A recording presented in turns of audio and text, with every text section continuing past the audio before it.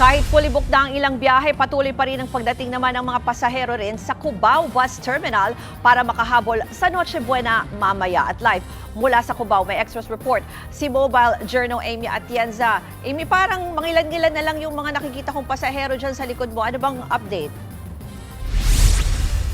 Yes, Ruth, kung ikukumpara kahapon, mas kaunti na yung bilang ng mga pasahero dito sa Cubao Bus Terminal ngayong bisperas ng Pasko.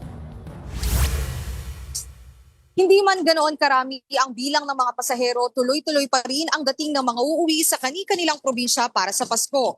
Kwento ng ilang pasahero, mas pinili nilang lumuwas ngayong araw dahil ngayon lang sila na bakante sa trabaho habang ang iba naman nais daw makaiwas sa matinding trapiko. Kahit medyo late na nga, ayos lang daw sa kanila na bumiyahe ng ganitong oras. Aabot pa rin naman daw sila sa kanilang destinasyon sa araw ng Pasko. Samantala, fully booked na hanggang January ang ilang biyahe. Kabilang dyan ang mga papuntang Sorsogon, Legazpi at Quezon Province. Maging ang mga bus na biyaheng Baguio, La Union, Lingayen, Pangasinan at Olongapo. Sinisigurado naman ng mga pamunuan ng bus terminals na handa silang magdagdag ng extra trips. Bukod pa riyan, patuloy pa rin ang paalala ng mga otoridad na magdoble ingat sa mga gamit. May ilan na rin daw kasing nakakaiwan ng gamit sa mga bus, kung kaya siguraduhin daw na i-double check ang mga dadalhin. Pinagbabawal pa rin ang pagdadala ng mga explosives, matutulis na bagay at droga sa biyahe. Para sa mga may kasamang bata, huwag daw iwan ng basta-basta.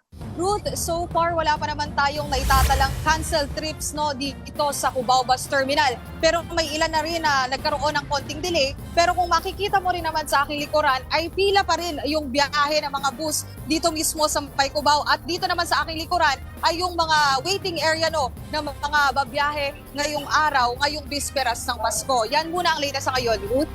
Yan po ang express report ni Mobile Journal, Amy Atienza.